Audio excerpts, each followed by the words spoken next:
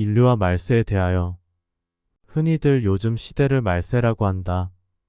역사 이래로 말세가 아니었던 때가 언제 있었겠는가마는 시대적 흐름을 살펴보면 필시 지금이 말세라고 할 만하다.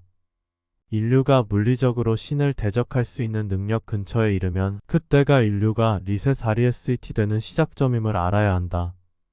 예를 들어 지구가 수용할 수 있는 인구 수용 한계치인 90억 명보다 많아져서 지구 캐파 CARPER를 벗어나거나 과학의 발달로 인공지능 AI 기술을 통하여 인간의 고유 유전자가 변형되어 복합형 인간이 되거나 지구 환경오염이 정점에 달하거나 인류의 거짓과 속임수가 한계에 달하게 되면 어김없이 신 그들에 의하여 인류 리셋 REST는 시작된다.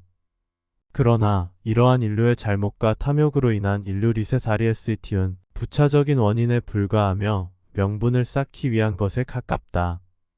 정확히는 6천년마다 인류는 리셋될 운명으로 정해져 있다.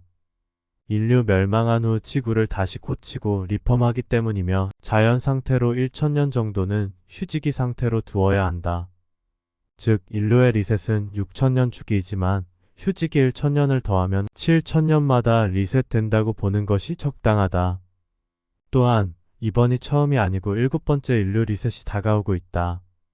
한 주기 세트마다 3500년쯤 되면 붓다가 등장하고 4000년 즈음에는 예수가 등장한다. 그리고 예수 등장 후 2000년 정도 흐르면 인류는 리셋된다.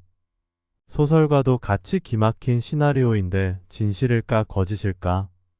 흥미로운 사람은 각자가 탐구하여 보라. 시다르타도 비바시불부터 카시아파 부처까지 자신은 인류를 위하여 7번째로 등장하는 붓다라고 하였다. 특별한 누군가는 말세를 직접 보고 체험하기 위하여 이 시대를 스스로 선택하여 태어났다. 이렇게 전생을 각성하여 지금 이 글을 읽는 사람은 존재의 비밀장이 하나씩 열리는 느낌이 들 것이다. 깨치기 가장 좋은 시기는 말세의 때이다. 다양한 정보와 괴로움의 바다라는 현실이 주어지기 때문인데 정작 본인은 이 시대를 스스로 선택하여 태어났다는 사실을 망각하고 각성하지 못한 채 자살에 이르기도 한다. 그만큼 말세의 때는 깨침에 비례하여 괴로움이 가득하다. 말세하면 가장 먼저 떠오르는 것이 그리스도교의 성경에 나오는 요한이 쓴 계시록이다. 다니엘의 예언과도 비슷하며 인류의 시대적 역사와 맞아 간다는 점에서 무시할 수 없는 예언서임에 틀림은 없어 보인다. 다만 인류 리셋 시기를 언제로 볼 것인가는 각자의 탐구 영역이다. 그렇다면 혹시 시다르타도 말세에 대하여 설한 글은 없는지 검색해 보았는데 월장경이라는 경전이 있었다. 월장경 경전의 이름부터가 심상치 않다. 달에 대한 혹은 달과 같은 비밀에 대한 경전이다. 나의 글을 이해한 사람은 달하면 떠오르는 것이 윤회일 것이다. 달은 윤회의 정거장이자 시작장이기 때문이다. 인간이 죽으면 영혼은 태양으로 가서 일단 광명의 역할을 하고 달로 가서 윤회에 든다는 거짓말과도 같은 비밀장. 아니나 다를까 월장경에도 감출장이 있다. 달에 무엇을 감춘다는 말일까? 아무튼 월장경에 보면 시다르타 사후 2500년 후가 지나면 말세에 이른다고 했는데 올해가 불기 2568년이니까 2500년을 빼면 1956년이 된다. 즉 1956년 이후부터는 말세로 봄이 적당하다.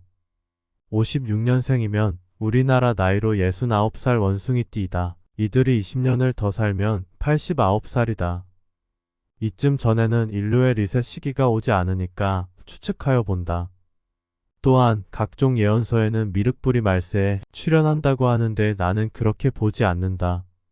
말세 때에는 여러 성인이 나타나는 것은 당연한 일이지만 미륵불은 인류 리셋 후 3500년 지난 후에 8번째 부처로 나타나고 보이며 8번째 예수도 4000년이 지나 후에 나타난다고 보인다.